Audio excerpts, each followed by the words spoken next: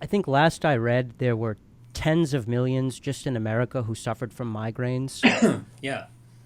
Could I tempt you to take a guess as to how many, what percentage of people who suffer from chronic headaches might benefit from a mechanical procedure, nerve Yeah. decompression procedure? It's a great question. It's the million dollar question. I will tell you. Let's look at the numbers because I actually really recently reviewed this and had this as part of my talk for that South American headache surgery symposium.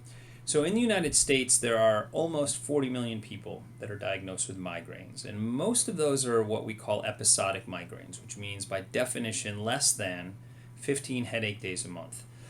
However, the number of people with chronic migraines, which is to say more than 15 days a month, so more than half the time, and usually a lot more, is about 2% of the world's population, which is several hundred Wow, million people.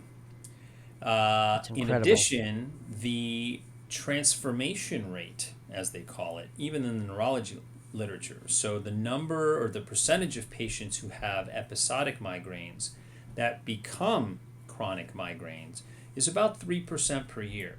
So this is a problem that is continuing to grow in terms of severity and frequency. And in fact, the World Health Organization and the Global Burden of Disease Collaborative Study, which is a multinational study with health systems throughout the world from many different countries, now characterize chronic headaches, specifically migraines, as the number two uh, worst offender for years lived with disability.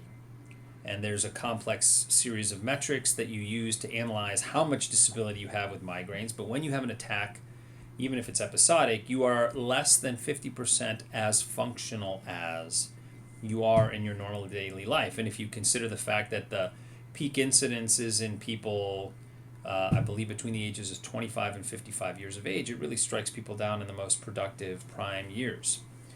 Um, so if you look at the United States alone and you say, okay, you have 40 million people who have episodic migraines, and a reasonable number of those will have chronic migraines or more than 15 days a month, which in my opinion by definition means that whatever treatments we're giving them, whether it's medicines, injections, some combination of that, physical therapy, acupuncture, etc., all very reasonable things to try, they've been ineffective.